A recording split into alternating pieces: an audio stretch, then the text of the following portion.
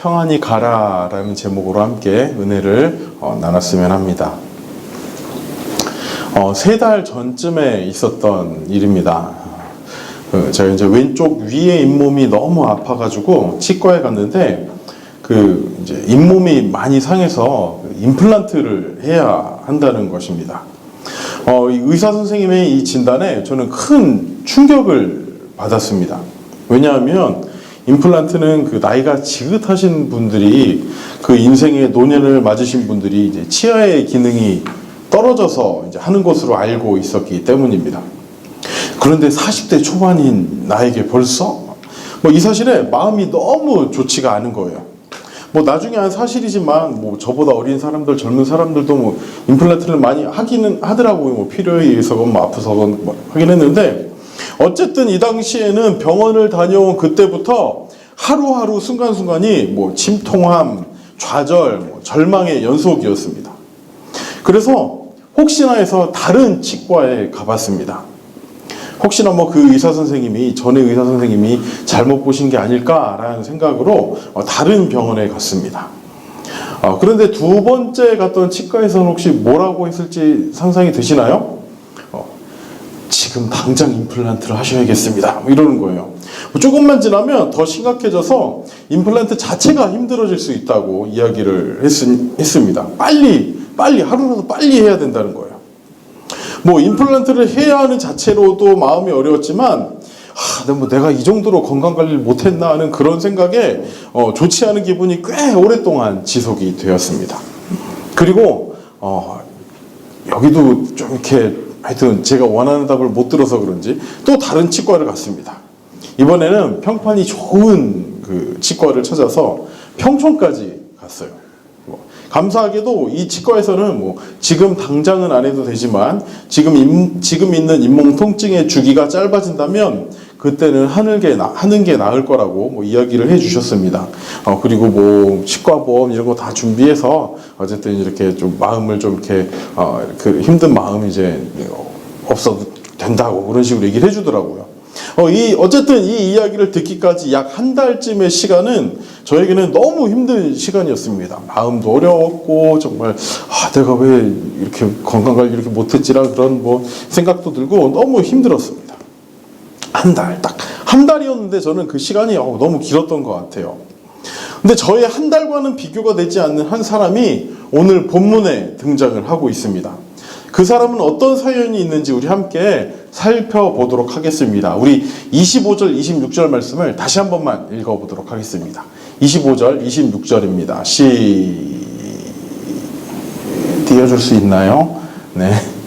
25절, 26절. 네. 네. 아이고, 죄송합니다. 네. 25절, 26절.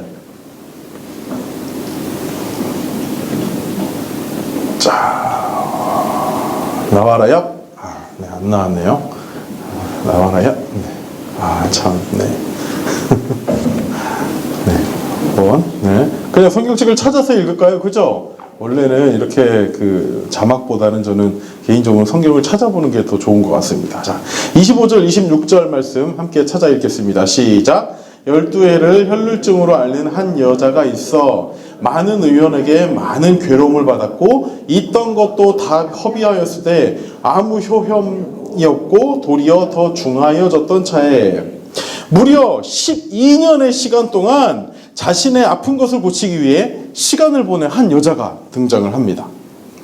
이 의사를 찾아가면 나을 수 있을까? 저 의사를 찾아가면 제대로 된 치료를 받을 수 있을까? 이렇게 시간을 보내고 돈을 쓴 시간이 무려 얼마라고요? 12년이라는 겁니다. 그런데 이렇게 해서라도 나아졌으면 괜찮았을 것을 26절 끝부분에 어떻게 되었다고 이야기하고 있습니까?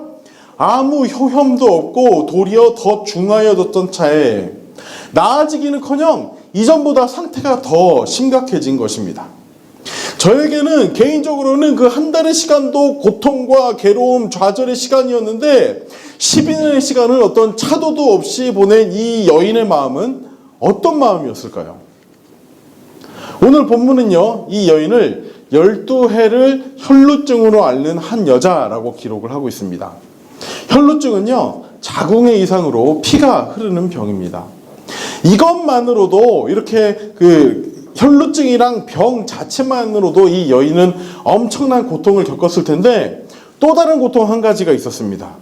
그것은 율법적으로 부정한 상태였다는 것입니다. 즉 이 여인은 회당에서 예배를 드릴 수도 없었고 정상적인 사회생활을 할 수도 없었습니다. 왜냐하면 이 여인은 부정했고 또 이 여인과 접촉한 사람도 부정해지기 때문입니다. 아주 쉽게 예를 들면 이 당시 사람들의 인식에서는 부정한 사람은 흙탕물이 든 컵이라고 보시면 돼요. 그리고 일반적인 사람은 이렇게 깨끗한 물이 든 컵입니다. 부정한 사람과 접촉한다는 것은 흙탕물이 깨끗한 컵에 부어진다고 생각을 하시면 됩니다. 이게 그 당시의 인식이었어요. 깨끗한 물에 흙탕물이 한 방울만 떨어져도 어떻게 됩니까? 물이 금방 뿌얘집니다. 그죠? 이것이 부정한 사람과의 접촉에 대한 인식이었습니다. 개인적으로 겪고 있는 육체적인 고통도 큰 문제였지만 자신의 마음 편하게 내어놓을 수 있는 곳이 단 한 군데도 없다는 것, 다른 사람들의 시선, 마음의 병이 더 큰 고통이 아니었을까 생각이 됩니다. 혹시 우리 청년들은 어떻습니까? 이 문제 하나는 어떻게든 해결했으면 좋겠는데 그 해결할 수 없는 문제 하나 때문에 마음 쓰이고 힘들고 그런 문제는 없습니까? 돈도 해결해 주지 못하는, 다른 사람들도 해결해 주지 못하는 그런 문제는 없습니까? 나 혼자 아픈 것은 그래도 그나마 괜찮지만 주변의 시선에 쉽지 않은 마음 가지고 있는 것이 그것 때문에 더 신경 쓰이는 그런 문제는 없습니까? 12회를 혈루병으로 앓고 있는 이 여인의 마음으로 이 세상을, 이 시대를 살아가는 그런 청년들 있지 않습니까? 그런 청년들에게 오늘 말씀이 큰 위로가 되기를 바랍니다. 예수님은요, 지금 지난주 말씀의 주인공이었던 야이로의 딸을 고치기 위해 야이로와 함께 가는 중이었습니다. 그런데 예수님께서 가는 그 길이 순탄치만은 않았습니다. 우리 24절 말씀을 함께 우리 찾아서 읽어보도록 하겠습니다. 자막 나오나요? 네. 24절 전구절인데? 나오나요? 네, 이 전구절이에요. 자, 우리 24절 우리 함께 찾아서 읽어보도록 하겠습니다. 시작! 이에 그와 함께 가실새 큰 무리가 따라가며 애워싸 밀더라. 수많은 인파가 몰려들어 움직이기가 쉽지 않은 상황이었습니다. 예수님의 소문이, 병을 고치고 기적을 일으킨다는 소문이 여기저기 퍼져서 예수님이 누구인가 한번 보기 위해서 그렇게 많은 인파가 몰려든 것입니다. 그런 중에 혈루증을 앓고 있는 이 여인 또한 예수님에 대한 소문을 들었습니다. 우리 27절과 28절 말씀 우리 다 함께 읽어보도록 하겠습니다. 시작! 예수의 소문을 듣고 무리 가운데 섞여 뒤로 와서 그의 옷에 손을 대니 이는 내가 그의 옷에만 손을 대어도 구원을 얻으리라 하밀러라. 자, 이 여인은요, 아마도 예수님에 대한 소문을 처음 들었던 것 같습니다. 기적을 일으키시는 능력에 관한 소문을 듣고는 그분을 만나기 위해 예수님께서 계신 가버나움이라는 곳으로, 지금 예수님이 계신 곳으로 오게 됩니다. 그렇게 가까운 거리는 아니었다 그래요. 꽤 먼 거리였는데 신락 같은 희망 하나를 가지고 다른 사람들의 시선을 피해, 부정한 여인인 걸, 내가 부정하다는 걸 다른 사람들한테 들키면 뭐 돌을 맞을 수도 있고 그래가지고 그 다른 사람들의 시선을 피해 먼 거리를 그렇게 온 것입니다. 그리고 그녀는 무리들 사이를 헤치고 예수님의 뒤에까지 왔습니다. 그렇지만 예수님께서 자신의 상태를 아신다면 예수님을 만지지 못하게 하실까봐 두려웠습니다. 아까 말씀드린 것처럼 부정한 사람과 접촉을 하면 부정한 상태가 되기 때문에 예수님께서 자기를 고치기 위해 부정한 사람이 되려고 하지 않으실 것이라고 그런 생각이 들었고, 무리 사이를 몰래 헤집고 들어간 사실이 발각되면 주변 사람들에게 해코지를 당할 것이 분명했습니다. 지금까지 12년간 살아온 인생도 두려움이었고 예수님을 만나기 위해 먼 길을 온 여정 또한 두려움이었을 것입니다. 그리고 사람들 사이를 비집고 들어가다가 걸리면 돌에 맞아 죽을 수도 있는 그런 상황이었습니다. 여인은 이런 모든 위험 요소를 감안하고 예수님의 뒤에까지 다가간 것입니다. 그리고 예수님의 옷에 손을 대었습니다. 29절을 제가 읽어드리겠습니다.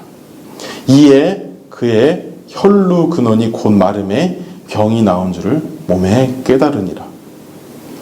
여인이 예수님의 옷에 손을 대자마자 병이 나았습니다. 12년 동안 자신을 괴롭혔던 병이 순식간에 사라져버린 것입니다. 흙탕물이 깨끗한 물에 부어졌는데 오히려 흙탕물이 깨끗하게 되는 기적이 생긴 것입니다. 이때 예수님은 주변을 돌아보시고는 누가 내 옷에 손을 대었느냐고 물으십니다. 제자들은 이렇게 많은 사람들이 있는데, 이렇게 둘러싸여 있는데 갑자기 생뚱맞은 질문하는 예수님이 의아했습니다. 예수님, 사람이 이렇게 많은데 이리 밀리고 저리 밀리고 하는데 다른 사람들 손이 당연히 예수님께 닿을 수 있는 것 아닙니까? 그렇지만 예수님의 이 이야기, 누가 내 몸에 손을 대었느냐, 이 이야기를 알아듣는 사람이 있었습니다. 누굽니까? 치료를 받은 당사자, 12년 동안 혈루병으로 고생을 하던 이 여인이었습니다. 여인은 병이 나은 기쁨을 누릴 새도 없이 갑자기 두려움에 쌓였습니다. 그녀는 아무도 모르게 몰래 떠나려고 했지만 예수님은 모든 무리들 가운데서 이 여인이 드러나게 하십니다. 지금까지 숨어 사는 것이, 다른 사람들의 눈치를 보며 사는 것이 익숙했던 그 여인이 지금은 주변 사람들의 모든 시선을 한몸에 받는 자리에 있게 되었습니다. 여인에게는 이 자리 또한 큰 두려움의 자리였습니다. 33절을 우리 함께 읽어보도록 하겠습니다. 33절입니다. 시작! 여자가 제게 이루어진 일을 알고 두려워하여 떨며 와서 그 앞에 엎드려 모든 사실을 여짜온대. 여인은 두려움 가운데 자신에게 있었던, 그리고 자신이 했던 일을 예수님 앞에서 전부 다 이야기를 했습니다. 자신은 끔찍한 질병에 시달려온 부정한 여인이었다고, 무리들 사이를 헤집고 와서 감히 예수님의 몸에 손을 대었다고, 그리고 부정한 상태에 있었으면서도 만졌다고 고백을 했을 것입니다. 자기는 들키고 싶지 않았다는 사실도, 그리고 이제는 깨끗이 나았다는 것도 고백했을 것입니다. 예수님께서 이렇게 물어보신 데는 분명한 목적이 있었습니다. 이 여인이 원했던 것은 자신의 몸이 치료받는 것이었지만 예수님은 그것보다 더 중요한 것, 그 이상의 것을 이 여인에게 주고 싶어 하셨습니다. 그것이 무엇입니까? 바로 예수님과의 인격적인 관계입니다. 왜 그렇습니까? 그를 육체적으로 고쳐주신 예수님께서는 이제 그녀의 영혼도 고쳐주기를 원하셨기 때문입니다. 두려워하고 떨고 있는 여인에게 예수님께서 하신 말씀은 34절입니다. 우리 34절도 함께 읽어보겠습니다. 시작! 예수께서 가라사대 딸아 내 믿음이 너를 구원하였으니 평안히 가라 내 병에서 놓여 건강할지어다. 예수님은 화를 내시기는커녕 여인을 딸아라고 부르시며 부드럽게 말씀하셨습니다. 그리고 예수님은 자신의 옷에 마술적인 특성, 어떤 특성이 있어서가 아니라 여인의 믿음 때문에 병이 나은 것임을 여인에게 가르쳐주고 계십니다. 너가 나은 것은 내 옷이 아니라 너를 고칠 수 있는 단 한 사람에게 손을 내민 너의 믿음이었다. 그것이 너를 고친 것이다 라고 정확하게 알려주고 싶으셨습니다. 이제 예수님은 여인에게 평안히 가라 라고 말씀하십니다. 이 말씀의 더 정확한 의미는, 원어적 의미는 평안 속으로 가라입니다. 평안 속으로 가라. 지금까지 너의 인생에 너를 붙잡고 있었던 불안, 염려를 떨쳐버리고 이제는 내가 주는 평안 속에 풍덩 빠져 있어라 라고 말씀을 하고 계십니다. 여인의 믿음은요, 완벽한 믿음이 아니었습니다. 예수님을 나의 구주, 나의 하나님으로 믿는, 고백하는 그런 믿음이 아니라 단순히 예수님만 만나면, 예수님만 만지면 내 몸 고칠 수 있다는 단순한 치유에 대한 믿음뿐이었습니다. 그러나 예수님께서는 비록 부족한 믿음, 완벽하지 않은 믿음일지라도 목숨을 걸고 자신을 찾아온, 위기를 헤치고 자신을 찾아온 여인의 작은 믿음에 예수님께서는 응답을 해주고 계십니다. 아멘이십니까? 예수님은요, 지금도 우리의 부족한 믿음에, 우리의 보잘것없는 믿음에 신실하게 응답하시는 분이십니다. 아멘이십니까? 우리를 그 어떤 것과도 비교할 수 없는 평안 속으로 우리를 이끌어 주시는 분이십니다. 아멘이십니까? 설교 초반에 여러분들에게 드렸던 질문은 혹시나 그 누구도 해결해 줄 수 없는 문제 때문에 힘들어하고 있는 분은 없는지 질문을 드렸습니다. 그런데 참 감사하게도요, 오늘 본문 속의 주인공인 이 여인은 12년 동안 혈루병으로 고생을 하던 이 여인은 육체적 고통에서 치유함을 받았습니다. 그리고 한 가지 더 말씀드릴 것은 우리 눈앞에 닥친 이 큰 문제들이 그것이 해결받는 것은 우리 모두에게 해당되는 일이 아닐 수도 있다는 것입니다. 사실 이 아래의 설교문을 적어 내려가는 것이 저에게는 참 쉽지가 않았습니다. 이 여인은 치유를 받았는데 12년 동안 고생하던, 혈루병으로 고생하던 이 여인은 치유를 받았는데 그렇게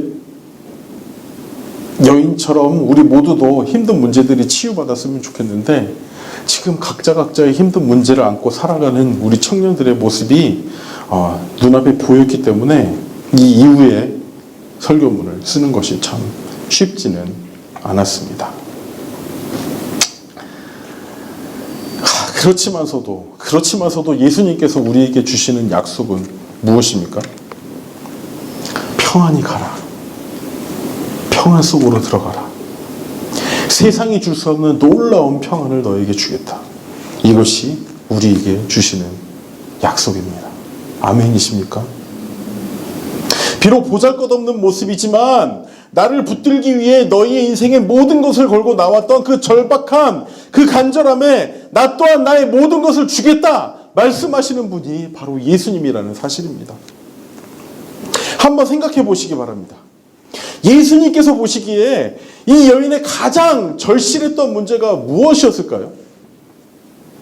여인에게 병의 치료가 제일 중요한 문제였다면 예수님은 이 여인이 치료를 받은 다음에 그냥 돌려보내셔도 괜찮았을 것입니다. 왜요? 제일 중요한 문제가 해결받았기 때문에.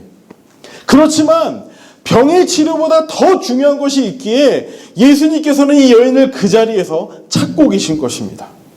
지금까지 두려움으로 살아온 그의 인생에, 지금까지 조롱과 멸시로 살아온 그의 인생에 예수님께서는 진정한 평안을 주시기 위해 여인을 그 자리에 세우셨습니다. 오늘도 예수님께서는 우리를 찾고 계십니다. 아멘이십니까? 아주 작은 믿음일지라도, 아주 사소해 보이는 믿음일지라도 너의 가장 절박한 심정으로 찾고 구하면 너에게 응답하겠다. 나에게 손 내밀어 주지 않겠니? 라며 우리를 찾고 계신 것입니다. 우리 한 가지만 더 생각해 보면 좋겠습니다. 한 가지만 더. 우리는 우리의 문제 앞에 얼마만큼의 절박한 심정으로 예수님을 붙들어 봤습니까? 나의 이 큰 문제 앞에 얼마나 간절하게 예수님을 붙들어 봤습니까? 여러분의 지금까지 믿음을 폄하하는 말씀이 아니라 예수님을 나의 문제의 해결자, 치료자라고 믿는다면 더 절실하게, 간절하게 예수님을 붙들어 보아야 하는 것 아니겠습니까? 예수님께서 우리의 애타는 외침에 신실하게 응답하시는 분임을 믿으십니까? 믿으십니까? 진짜 믿으십니까? 우리에게 가장 좋은 것을 주시는 분이심을 믿으십니까? 진짜로 믿으십니까? 그렇다면 붙들어 봐야죠. 절실하게 붙들어 봐야죠. 절박한 심정으로 붙들어 봐야죠. 예수님을 그렇게 절실한 심정으로, 절박한 심정으로 붙들어 보시는 우리 귀한 청년들의 삶 되시기를 간절히 소망합니다. 그럴 때 우리는 세상이 줄 수 없는 평안을 맛볼 수 있을 것입니다. 이 평안이야말로 진정한 새로운 삶임을 확신하시기 바랍니다.